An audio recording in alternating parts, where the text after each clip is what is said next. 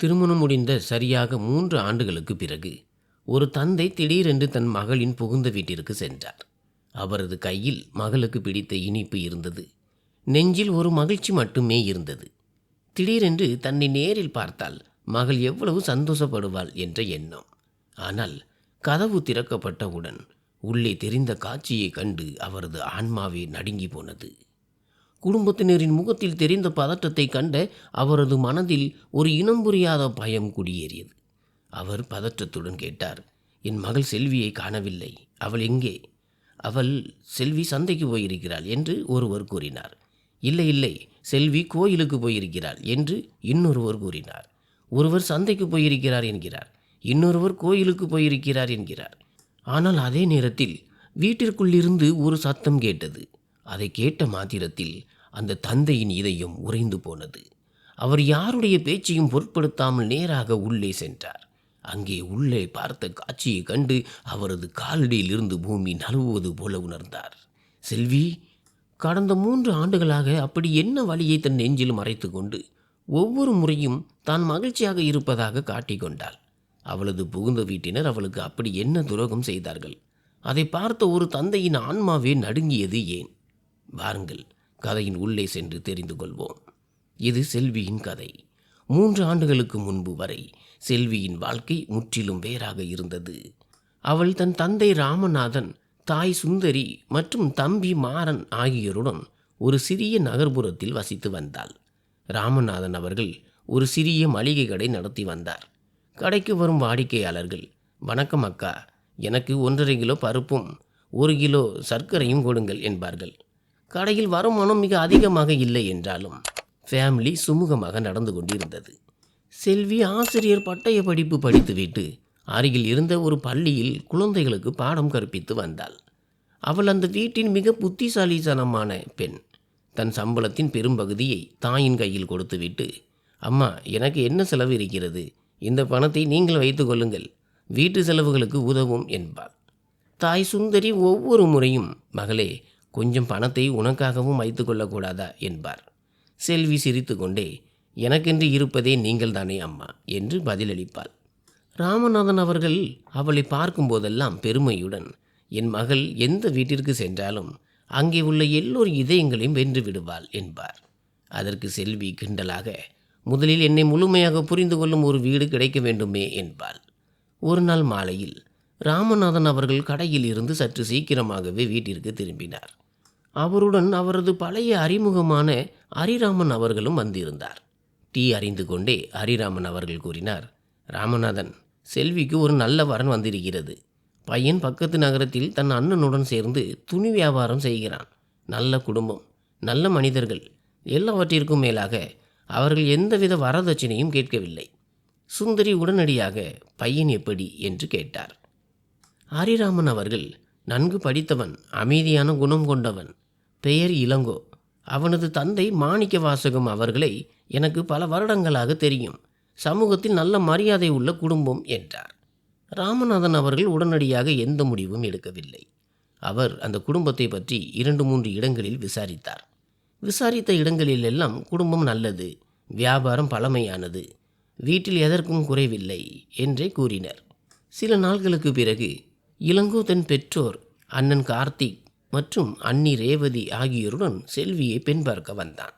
வீட்டில் லேசான பதற்றம் இருந்தது. சுந்தரி பதற்றத்தில் சமையல் அறைக்கும் வரவேற்பு அறைக்கும் நடுவே ஓடிக்கொண்டிருந்தார். தம்பி மாறன் செல்வியை வம்புக்கு இழுத்து கொண்டிருந்தான். அக்கா, கொஞ்சம் சிரித்த முகமாயிரு. இப்படி முகத்தை வைத்து கொண்டு உட்கார்ந்திருந்தால் ஏதோ கட்டாய கல்யாணம் செய்து வைக்கிறார்கள் என்று நினைத்து கொள்வார்கள். செல்வி அவனை முறைத்து பார்த்து, வாயை மூடு, இல்லை என்றால் உனக்கு தரும் டீயில் உப்பை போட்டு விடுவேன் என்றாள். இளங்கோ செல்வியுடன் தனியாக அமர்ந்து பேசிய போது, திருமணத்திற்கு பிறகும் நீங்கள் வேலைக்கு செல்ல விரும்புகிறீர்களா என்று கேட்டான். செல்வி வெளிப்படையாக, ஆம், எனக்கு குழந்தைகளுக்கு பாடம் சொல்லி தருவது பிடிக்கும். ஆனால் குடும்ப பொறுப்புகளையும் கவனித்து கொண்டு எது சரியாக இருக்கிறதோ அதை செய்வேன் என்றாள். இளங்கோ புன்னகையுடன், வேலைக்கு செல்வதும் செல்லாததும் உங்களது தனிப்பட்ட முடிவாக இருக்க வேண்டும். எனக்கு அதில் எந்த ஆட்சேபனையும் இல்லை என்றான். செல்விக்கு அவனது அந்த பேச்சு மிகவும் பிடித்திருந்தது. சிறிது நேரத்தில் இளங்கோவின் குடும்பத்தினர் கிளம்பினர்.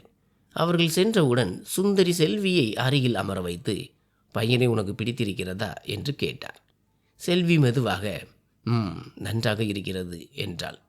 மாறன் உடனே, அம்மா, அக்கா நன்றாக இருக்கிறது என்று சொல்கிறாள் என்றால் அவளுக்கு சம்மதம் என்று அர்த்தம் என்றான். செல்வி அருகில் இருந்த தலையணையை எடுத்து அவன் மீது தூக்கி போட்டாள். ராமநாதன் அவர்கள் தன் மகளின் கண்களில் இருந்த மகிழ்ச்சியை கண்டு கொண்டார். 2 நாட்களுக்கு பிறகு பையன் வீட்டாரிடமிருந்தும் சம்மதம் வந்தது. திருமணம் நிச்சயிக்கப்பட்டது. இளங்கோ ஒரு புத்திசாலி. குடும்பத்தினர் எந்த பேராசையும் இல்லாதவர்கள். எல்லாவற்றிற்கும் மேலாக செல்வியும் மகிழ்ச்சியாக இருக்கிறாள் என்பதால் ராமநாதன் அவர்கள் இந்த திருமணத்திற்கு சம்மதித்தார். அவருக்கு பெரிய வீடோ அல்லது பணத்தின் மீதோ ஆசை இல்லை. தன் மகளுக்கு புகுந்த வீட்டில் நல்ல மரியாதை கிடைக்க வேண்டும் என்று மட்டுமே அவர் விரும்பினார். திருமண ஏற்பாடுகள் தொடங்கின. வீட்டில் தினமும் உறவினர்கள் வருவதும் உடைகள் மற்றும் நகைகளை பற்றி பேசுவதுமாக இருந்தது. செல்வி சில நேரங்களில் மகிழ்ச்சியாக இருப்பாள். சில நேரங்களில் அமைதியாக தன் தாயின் அருகில் அமர்ந்து கொள்வாள்.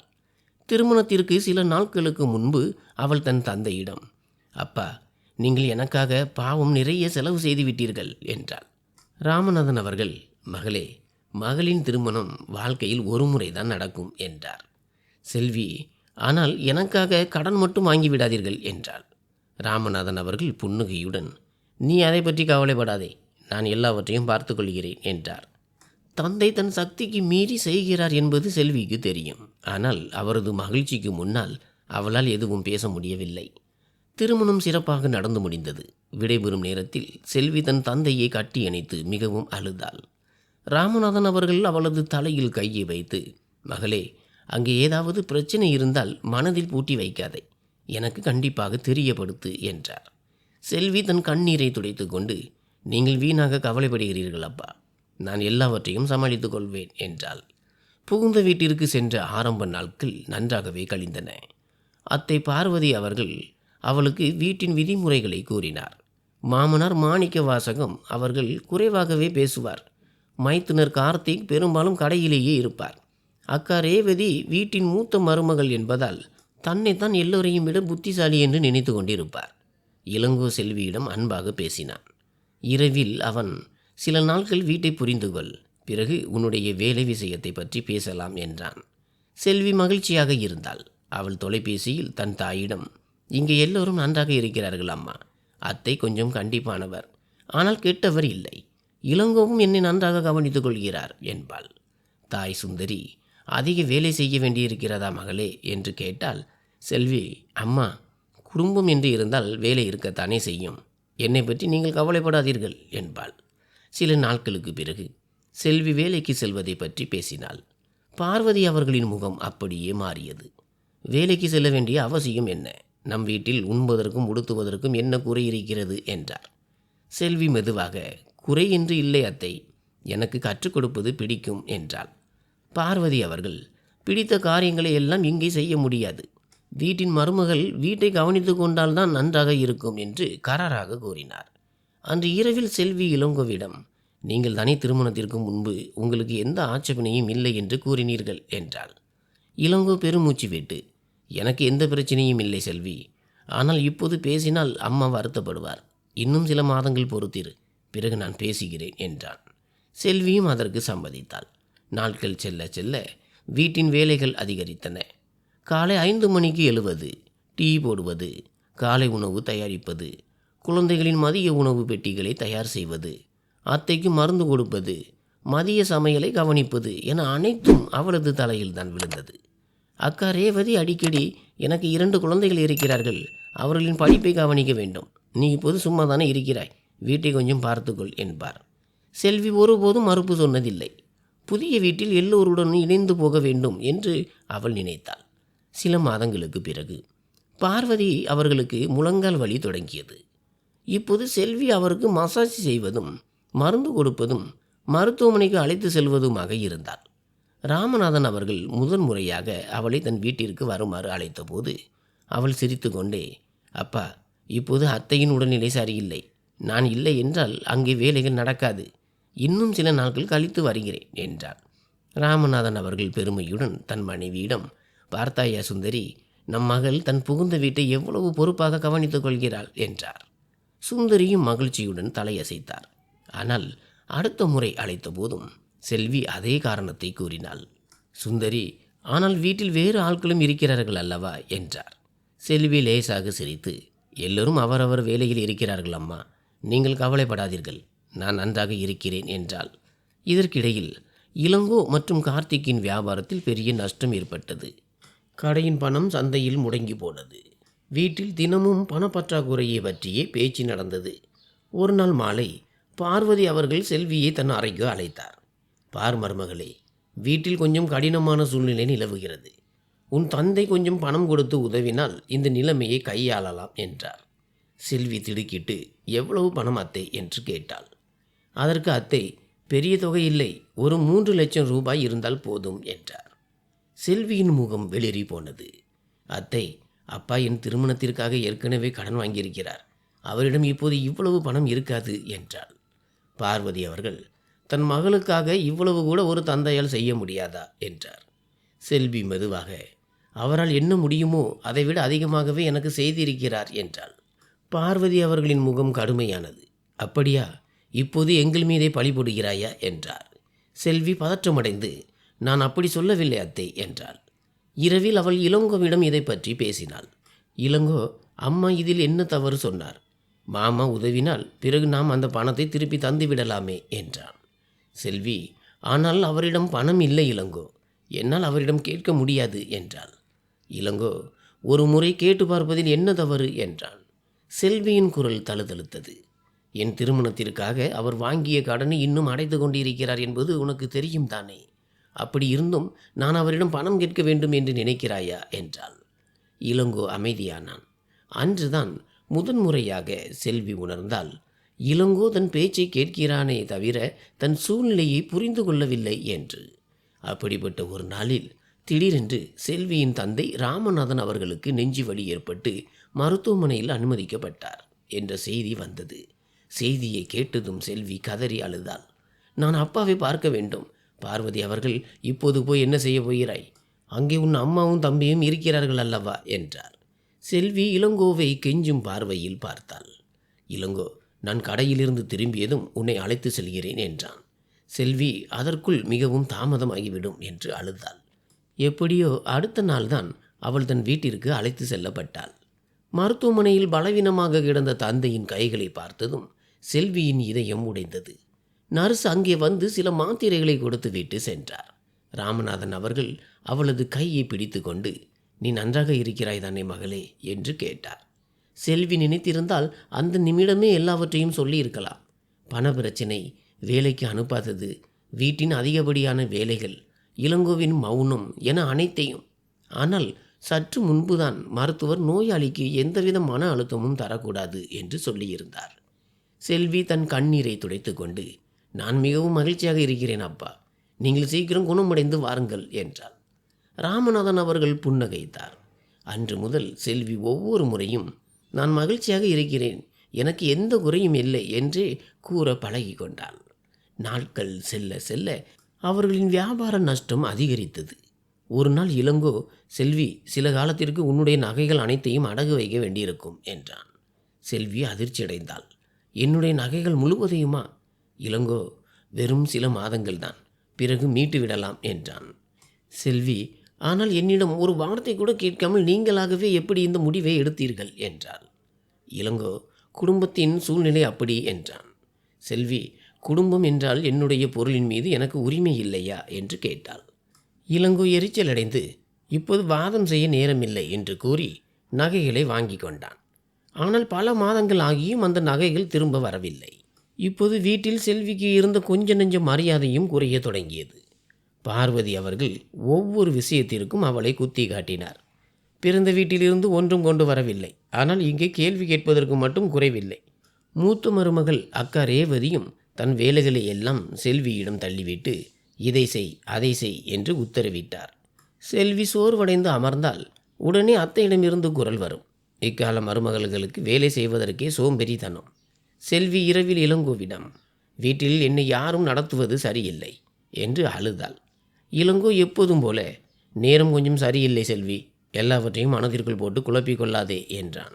செல்வி ஒவ்வொரு நொடியும் நான் மட்டுமே ஏன் சகித்து கொள்ள வேண்டும் என்று கேட்டதற்கு இளங்கோ, ஏனென்றால் நீ புத்திசாலி என்றான். செல்விக்கு அப்போதுதான் மெதுவாக புரிந்தது. அந்த வீட்டில் புத்திசாலி என்பது எதற்கும் மறுப்பு சொல்லாமல் மௌனமாக இருப்பவர்களை குறிக்கும் சொல் என்று. 1 வருடம் கடந்தது. 2வது வருடமும் ஓடியது. செல்வி தன் பிறந்த வீட்டிற்கு செல்வதே இல்லை. தாய் அழைக்கும் போதெல்லாம் அத்தையின் உடல்நிலை சரியில்லை, நான் இங்கே இருப்பது அவசியம் என்று சாக்கு போக்கு சொன்னாள். ஒரு முறை அவள் தன் வீட்டிற்கு வந்திருந்தபோது தாய் சுந்தரி அவளது கையில் ஒரு நீல நிற தழும்பை பார்த்தார். இது எப்படி ஏற்பட்டது என்று கேட்டார். செல்வி உடனடியாக தன் முந்தானையால் கையை மறைத்து கொண்டு அலமாரி இடித்து கொண்டது அம்மா என்றாள். சுந்தரி, செல்வி, நீ என் கண்ணை பார்த்து உண்மையை சொல் என்றார். செல்வி தன் தாயை கட்டி அணைத்து, நீங்கள் வீணாக கவலைப்படுகிறீர்கள், நான் நன்றாக இருக்கிறேன் என்றாள். அன்று மாலையே இளங்கோ அவளை அழைக்க வந்துவிட்டான். சுந்தரி, நாளை போகலாமே என்றார். அதற்கு இளங்கோ, இல்லை அத்தை, வீட்டில் அம்மாவின் உடல்நிலை சரியில்லை, செல்வி இல்லை என்றால் அவர்களுக்கு கஷ்டம் என்றான். வழிநெடுகிலும் செல்வி அவனிடம் இன்றே ஏன் வந்தீர்கள் என்று கேட்டாள். இளங்கோ, அம்மா வர சொன்னார் என்றான். செல்வி ஜன்னல் வழியே வெளியே வேடிக்கை பார்த்து கொண்டே, அங்கே எல்லோருக்கும் என் உதவி தேவைப்படுகிறது, ஆனால் யாருக்கும் என் மீது அக்கறை இல்லை என்றாள். இளங்கோ அதை கேட்டும் கேட்காதது போல் இருந்து விட்டான். 3 ஆண்டுகள் இப்படியே நகர்ந்தன. ராமநாதன் அவர்கள் எப்போது மகளே நான் உன்னை பார்க்க வரவா என்று கேட்டாலும் செல்வி உடனடியாக மறுத்து விடுவாள். நீங்கள் இங்கே வந்து என்ன செய்ய போகிறீர்கள் அப்பா, நான் நன்றாகத்தான் இருக்கிறேன், நீங்கள் வீணாக அலைந்து சிரமப்பட வேண்டாம் என்பாள். ராமநாதன் அவர்கள் ஆரம்பத்தில் அவளது பேச்சை கேட்டார். ஆனால் நாளாக நாளாக அவருக்கு சந்தேகம் வலுத்தது. திருமணம் முடிந்து 3 ஆண்டுகள் ஆகிவிட்டன, நான் இன்னும் உன் வீட்டை சரியாக பார்க்கவில்லை, இந்த ஞாயிற்றுக்கிழமை நான் வருகிறேன் என்றார். செல்வியின் குரல் திடீரென்று மாறியது. இல்லையப்பா, இப்போது வராதீர்கள். ஏன்? வீட்டில் கொஞ்சம் வேலை நடந்து கொண்டே இருக்கிறது. என்ன வேலை? அது பழுது பார்க்கும் வேலைகள். ராமநாதன் அவர்கள், என்னை ஏன் வரவிடாமல் இவ்வளவு தடுக்கிறாய் என்று கேட்டார். செல்வி சில நொடிகள் மௌனமாக இருந்துவிட்டு, நான் விரைவில் அங்கே வருகிறேன் அப்பா என்று கூறி தொலைபேசியை துண்டித்தார். ராமநாதன் அவர்கள் தன் மனைவியிடம், எனக்கு ஏதோ சரியில்லை என்று தோன்றுகிறது என்றார். சுந்தரியும், எனக்கும் தான், அவள் எப்போதும் மகிழ்ச்சியாக இருப்பதாக சொல்கிறாள், ஆனால் அவளது குரலில் அந்த மகிழ்ச்சி தெரிவதே இல்லை என்றார். சில நாட்களுக்கு பிறகு அந்த தெருவில் இருக்கும் விமலா அத்தை ராமநாதன் அவர்களின் கடைக்கு வந்தார். அவர் மெதுவான குரலில், ராமநாதன், செல்வி நன்றாக இருக்கிறாளா என்று கேட்டார். ராமநாதன் அவர்களின் இதயம் வேகமாக துடித்தது. ஏன், என்னாச்சு? விமலா அத்தை கூறினார், நான் நேற்று மதுரை அரசு மருத்துவமனைக்கு சென்றிருந்தேன். அங்கே செல்வியை பார்த்தேன். அவளது நெற்றியில் கட்டு போட்டிருந்தது. பார்க்க மிகவும் பலவீனமாக இருந்தாள். நான் அவளை கூப்பிட்டேன். ஆனால் அவளது அத்தை அவளை அவசரமாக ஒரு வண்டியில் ஏற்றி அழைத்து சென்று விட்டார். ராமநாதன் அவர்களின் கையில் இருந்த பேனா கீழே விழுந்தது. அவர் உடனடியாக செல்விக்கு அழைத்தார். மகளே, நீ மருத்துவமனைக்கு சென்றிருந்தாயா? செல்வி சில நொடிகள் அமைதியாக இருந்துவிட்டு, இல்லையே அப்பா என்றாள். விமலா அத்தை உன்னை பார்த்ததாக சொன்னாரே, ஒருவேளை வேறு யாரையாவது பார்த்திருப்பார். உன் நெற்றியில் காயம் ஏதும் இருக்கிறதா? இல்லை அப்பா, நான் நன்றாக இருக்கிறேன். அப்போது பின்னணியில் பார்வதி அவர்களின் குரல் கேட்டது. பேசியது போதும், போனை வைத்துவிட்டு கீழே வா. செல்வி பதற்றத்துடன், அப்பா அப்புறம் பேசுகிறேன் என்று கூறி போனை வைத்தாள். அன்று இரவே ராமநாதன் அவர்கள் ஒரு முடிவுக்கு வந்தார். இனி யாரிடமும் சொல்லாமல் நேராக மகளின் வீட்டிற்கு செல்வது என்று. அவர் சுந்தரியிடம் கூட எதுவும் சொல்லவில்லை. காலையில் கடை விஷயமாக வெளியூர் செல்கிறேன் என்று மட்டும் கூறிவிட்டு கிளம்பினார். வழியில் அவர் செல்விக்கு பிடித்த லட்டுகளை வாங்கினார். பிறகு அவளுக்கு பிடித்த வெளிர் பச்சை நிற புடவை ஒன்றையும் வாங்கி கொண்டார். மதிய வேளையில் அவர் செல்வியின் புகுந்த வீட்டிற்கு சென்றடைந்தார். கதவை அந்த வீட்டு வேலைக்காரி மீனா திறந்தாள். ராமநாதன் அவர்கள், நான் செல்வியின் தந்தை என்றார். மீனாவின் முகம் அப்படியே மாறியது. அவள் ஏதோ சொல்ல வருவதற்குள் பின்னால் இருந்து பார்வதி அவர்களின் குரல் கேட்டது. அடடா சம்பந்தியா, நீங்கள் திடீரென்று? ராமநாதன் அவர்கள் புன்னகையுடன், ஆம், மகளுக்கு ஒரு ஆச்சரியம் கொடுக்கலாம் என்று வந்தேன் என்றார். பார்வதி அவர்கள் கதவின் நடுவே நின்று கொண்டு, செல்வி வீட்டில் இல்லை என்றார். ராமநாதன் அவர்கள், அவள் எங்கே போயிருக்கிறாள் என்று கேட்க, பார்வதி அவர்கள், செல்வி சந்தைக்கு போயிருக்கிறாள் என்றார். அதற்குள் உள்ளே இருந்து வந்த அக்கா ரேவதி, செல்வி கோயிலுக்கு போயிருக்கிறாள் என்றார். ராமநாதன் அவர்கள் இருவரையும் பார்த்தார். ஒருவர் சந்தை என்கிறார், இன்னொருவர் கோயில் என்கிறார். பார்வதி அவர்கள் நிலைமையை சமாளிக்க, முதலில் கோயிலுக்கு போயிருப்பாள், அப்படியே சந்தைக்கும் சென்றிருப்பாள் என்றார். ராமநாதன் அவர்கள் தன் கைபேசியை எடுத்து செல்விக்கு அழைத்தார். வீட்டிற்குள்ளேயே ஏதோ ஒரு அறையில் கைபேசி சத்தம் கேட்டது. சில வினாடிகளில் அது நிறுத்தப்பட்டது. அவர், கைபேசி வீட்டிற்குள் இருக்கிறது, செல்வி மட்டும் வெளியே இருக்கிறாளா என்று கேட்டார். ரேவதி, அவசரத்தில் மறந்து வைத்துவிட்டு போயிருப்பாள் என்றார். இப்போது ராமநாதன் அவர்களுக்கு ஏதோ பெரிய விஷயத்தை மறைக்கிறார்கள் என்பது உறுதியானது. அவர் வெளியே செல்வது போல திரும்பி நடந்தார். ஆனால் அப்போது வீட்டின் பின்புறத்தில் இருந்து கண்ணாடி உடையும் சத்தம் கேட்டது. அதைத் தொடர்ந்து ஒரு மெல்லிய அலறல் சத்தமும் அப்பா என்ற குரலும் கேட்டது. ராமநாதன் அவர்கள் அப்படியே நின்றார். அது செல்வியின் குரல்தான். அவர் யாருடைய பேச்சையும் கேட்காமல் நேராக வீட்டிற்குள் நுழைந்தார். சத்தம் பின்புறம் இருந்த ஒரு அறையில் இருந்து வந்தது. அந்த அறையின் கதவு வெளிப்புறமாக பூட்டப்பட்டிருந்தது. ராமநாதன் அவர்கள், இதற்குள் யார் இருக்கிறார்கள் என்று கேட்டார். ரேவதி பதற்றத்துடன், அது பழைய ஜாமான்கள் இருக்கும் அறை என்றாள். ஆனால் உள்ளே இருந்து யாரோ இருமும் சத்தம் கேட்டது. ராமநாதன் அவர்கள் உரத்த குரலில் செல்வி என்றார். உள்ளே இருந்து நடுங்கும் குரலில் பதில் வந்தது, அப்பா, நீங்கள் இங்கிருந்து போய்விடுங்கள். ராமநாதன் அவர்களின் காலடியில் பூமி நழுவியது. அவர் பார்வதி அவர்களிடம் சாவியை கொடுங்கள், பூட்டை திறங்கள் என்று கத்தினார். பார்வதி அவர்கள், ராமநாதன், நீங்கள் தப்பாக புரிந்து கொள்கிறீர்கள் என்றார். ராமநாதன் அவர்கள் தன் போனை எடுத்து, சாவியை கொடுக்கிறீர்களா இல்லையா, நான் போலீஸை அழைக்கட்டுமா என்றார். வேறு வழியின்றி பூட்டு திறக்கப்பட்டது. கதவு திறக்கப்பட்ட அடுத்த கணமே ராமநாதன் அவர்களின் கையில் இருந்த இனிப்பு பெட்டி கீழே விழுந்தது. அவரது மூச்சே நின்றுவிட்டது போல் இருந்தது. செல்வி தரையில் அமர்ந்திருந்தாள். அவளது நெற்றியில் வீக்கம் இருந்தது. கைகளில் யாரோ பலமாக பிடித்த விரல் தழும்புகள் இருந்தன. அவளுக்கு முன்னால் ஒரு ஃபைல் வைக்கப்பட்டு அதில் சில காகிதங்களும் பேனாவும் வைக்கப்பட்டிருந்தன. ராமநாதன் அவர்கள் அவள் அருகில் அமர்ந்து, மகளே, உன்னை இவர்கள் என்ன பாடுபடுத்தி வைத்திருக்கிறார்கள் என்று கலங்கினார். செல்வி அழுது கொண்டே, அப்பா, நீங்கள் ஏன் இங்கே வந்தீர்கள் என்றாள். ராமநாதன் அவர்கள் அவளது தலையை கோதி, மகளே, என்னை பார்த்து சந்தோஷப்படுவதை விட்டுவிட்டு ஏன் இப்படி பயப்படுகிறாய் என்றார். பார்வதி அவர்கள் உடனே, இவள் வீட்டின் நகைகளை திருடிவிட்டாள், அதைத்தான் இவளிடம் எழுதி வாங்கி கொண்டிருக்கிறோம் என்றார். ராமநாதன் அவர்கள் அந்த ஃபைல் பக்கத்தில் இருந்த காகிதத்தை எடுத்து பார்த்தார். அதில் தான் நகைகளை திருடி தன் பிறந்த வீட்டிற்கு அனுப்பிவிட்டதாக எழுதப்பட்டிருந்தது. அவர் தன் மகளிடம், மகளே, இது உண்மையா என்று கேட்க, செல்வி தன் தலையை அசைத்து, இல்லை அப்பா, நான் எதையும் எடுக்கவில்லை என்று அழுதாள். ரேவதி, அலமாரியின் சாவி இவளிடம்தான் இருக்கும் என்றாள். அப்போது வேலைக்காரி மீனா மெதுவாக, ஆனால் சாவி எப்போதும் அத்தையிடம்தானே இருக்கும் என்றாள். பார்வதி அவர்கள் அவளை அதட்டினார். நீ வாயை மூடு. அதே நேரத்தில் இளங்கோவும் மைத்துனர் கார்த்திக்கும் வீட்டிற்குள் வந்தனர். இளங்கோ செல்வியின் நிலையை பார்த்தான். ஆனால் அப்போதும் அவன் மௌனமாகவே இருந்தான். ராமநாதன் அவர்கள் அவனிடம், மருமகனே, உனக்கு இதெல்லாம் தெரியுமா என்று கேட்டார். இளங்கோ, நகை காணாமல் போன விஷயம் தெரியும், ஆனால் அவளை அறைக்குள் பூட்டி வைத்தது எனக்கு தெரியாது என்றான். செல்வி அவனை நிமிர்ந்து பார்த்து, மற்றதெல்லாம் உனக்கு தெரியும் தானே?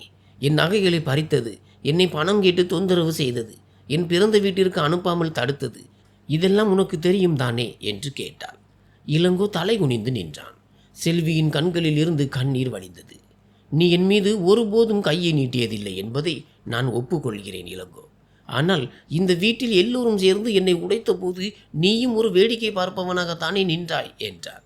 அப்போது வேலைக்காரி மீனா தைரியமாக சொன்னால், நகைகளை செல்வி அக்கா எடுக்கவில்லை. அன்று இரவில் கார்த்திக் அண்ணன் தான் அலமாரியில் இருந்து அந்த நகை பெட்டியை எடுப்பதை நான் பார்த்தேன்.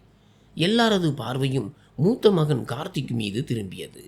முதலில் அவன் மறுத்தாலும் ரேவதி அழத் தொடங்கியதும் உண்மை வெளிவந்தது. வியாபார நஷ்டத்தை ஈடுகட்ட கார்த்திக் தான் நகைகளை திருடி அடகு வைத்திருந்தான். ரேவதிக்கும் இந்த உண்மை தெரியும். பார்வதி அவர்களுக்கும் இதன் மேல் சந்தேகம் இருந்தது. ஆனால் தன் மகனின் மானத்தை காப்பாற்ற அவர்கள் செல்வியை திருடினாள் என்று பழி சுமத்த முயன்றனர். மாமனார் மாணிக்க வாசகம் அவர்கள் கோபத்துடன் தன் மனைவியிடம், உன் மகனை காப்பாற்ற ஒரு அப்பாவி மருமகளை திருடி என்று சொல்வாயா என்று கத்தினார். பார்வதி அவர்கள், நான் என்ன செய்திருந்தாலும் இந்த வீட்டின் மானத்தை காப்பாற்றத்தான் செய்தேன் என்றார். செல்வி அமைதியான குரலில் சொன்னாள், ஒரு அப்பாவியை அழித்துதான் இந்த வீட்டின் மானம் காக்கப்பட வேண்டும் என்றால் அப்படிப்பட்ட மானம் யாருக்கு வேண்டும் அத்தை? ராமநாதன் அவர்கள் தன் மகளின் கையை பிடித்தார். மகளே, என்னுடன் வா. பார்வதி அவர்கள், இன்று இவள் இந்த வீட்டை விட்டு சென்றால் மீண்டும் வர முடியாது என்று மிரட்டினார். செல்வி தன் வாழ்க்கையிலேயே முதன்முறையாக பயமில்லாமல் சொன்னாள், எந்த இடத்தில் எனக்கு மரியாதை இல்லையோ அங்கே மீண்டும் வருவதில் எந்த அர்த்தமும் இல்லை. அவள் தன் தந்தையுடன் வீட்டை விட்டு வெளியேறினாள்.